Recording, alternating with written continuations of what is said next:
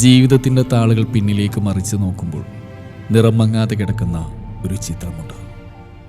അത് മുനീർ മുഹമ്മദാണ്. ആദ്യം തമാശയായും പിന്നീട് എൻ്റെ ഹൃദയത്തിൻ്റെ അടിത്തട്ടിൽ നിന്നും ഞാൻ മുനീറിക്ക എന്ന് വിളിച്ച മനുഷ്യൻ. എങ്ങനെയാണ് ഒരു മുരടനായ മുസ്ലിം ചെറുക്കൻ എൻ്റെ മനസ്സിൽ ഇടം പിടിച്ചതെന്ന് ഇന്നും എനിക്കറിഞ്ഞുകൂടാ.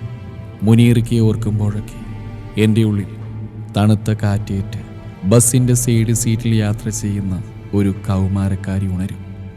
അവളുടെ കയ്യിൽ അനുരാഗത്തിൻ്റെ ദിനങ്ങളുണ്ടായിരുന്നു.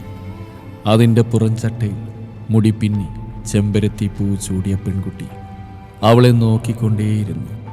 കോളേജിലേക്കുള്ള യാത്രകളായിരുന്നു അവയൊക്കെ. പുസ്തകങ്ങളെ ഒപ്പം കൂട്ടിയ സമയം ബഷീറിൻ്റെ എഴുത്തുകളൊക്കെ എനിക്ക് ലഹരിയായിരുന്നു. എന്നും പോകുന്ന ബസ്സിൽ കൂട്ടുകാരികളുമൊത്ത് ആസ്വദിക്കുന്ന ആ യാത്രയിലേക്ക് ഒരു നാൾ അയാളും കടന്നു വന്നു.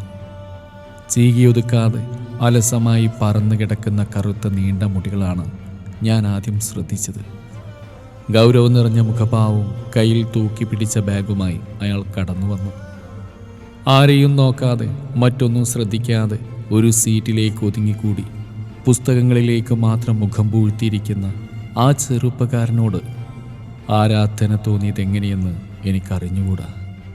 കൂട്ടുകാരികൾ വഴി അയാളുടെ പേരും വളരെ കുറച്ച് വിവരങ്ങളും ഞാൻ അറിഞ്ഞു.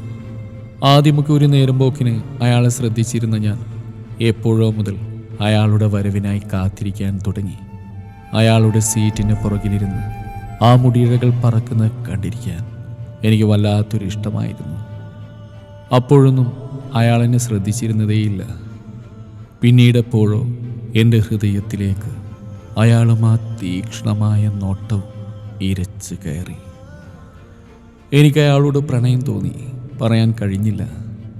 ഒരിക്കൽ മഴ ചാറി നിന്ന പ്രഭാതത്തിലെ ബസ് യാത്രയിൽ മുനീറിക്ക എൻ്റെ അരികിൽ വന്നിരുന്നു.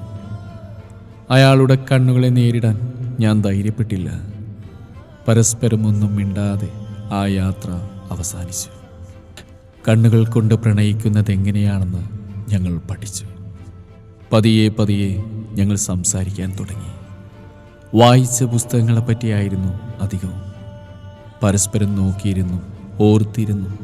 ഞങ്ങളൊരു മനോഹരമായ പ്രണയകാലം ആസ്വദിച്ചു. അത്രയേറെ സ്നേഹം തോന്നുമ്പോഴൊക്കെയും അയാൾ എൻ്റെ കൈകൾ ചേർത്ത് പിടിക്കുകയും തൻ്റെ ചുണ്ടോട് ചേർത്ത് വെക്കുകയും ചെയ്യുമായിരുന്നു. എൻ്റെ കൈകളിൽ ആ നിശ്വാസം ഏൽക്കുമ്പോഴൊക്കെയും എൻ്റെ ഹൃദയം പ്രണയത്താൽ പിടയുമായിരുന്നു. സ്നേഹവും അനുകമ്പയും നിറഞ്ഞ ആ മനുഷ്യനെ ഒരിക്കലും വിട്ടുപോകാൻ ഇടവരുതേ എന്ന് ഞാൻ പ്രാർത്ഥിക്കുമായിരുന്നു. പിന്നീടെന്നോ മുതൽ അദ്ദേഹം എന്നെ തനിച്ചാക്കാൻ തുടങ്ങി. എന്നോട് സംസാരിക്കാതെയായി. ആ കണ്ണുകൾ എന്നിൽ നിന്നും ദൂരേക്കകന്നു. എന്തുകൊണ്ടാണെന്ന് മാത്രം എനിക്കറിയില്ലായിരുന്നു.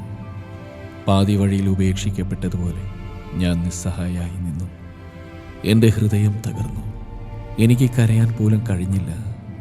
നിസ്സംഗയായി, മൂകയായി ഞാൻ പെരുവഴിയിൽ നിന്നു. എന്തുകൊണ്ട് മുനീറിക്കനിൽ നിന്ന് അകന്നുപോയെന്ന് എനിക്കിന്നും അറിഞ്ഞുകൂടാ. ഒരുപക്ഷെ മതത്തിൻ്റെ വേലിക്കെട്ടുകളിൽ നിന്നും പുറത്തു വരാൻ കഴിയാതെ നിസ്സഹായനായി പോയതാവാം. അല്ലെങ്കിൽ ഏതൊരു സാധാരണക്കാരനെയും പോലെ കുടുംബത്തിൻ്റെ പ്രാരാബ്ധങ്ങളിൽ ഞെരുങ്ങിപ്പോയതാവാം.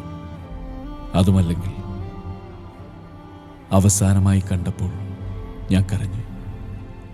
എന്നാൽ ആ കണ്ണുകൾ നനഞ്ഞിരുന്നില്ല, ശബ്ദമിടറിയിരുന്നില്ല. എങ്കിൽ പോലും തൻ്റെ കണ്ണുകൾ എന്നിൽ നിന്ന് മറച്ചു പിടിക്കാൻ അദ്ദേഹം ശ്രദ്ധിച്ചു. വേദന നിറഞ്ഞ പുഞ്ചിരി നൽകി എന്നെ യാത്രയാക്കിയ ആ മനുഷ്യന് ജീവിതത്തിലുടനീളം നന്മകൾ മാത്രം നേർന്നുകൊള്ളുന്നു.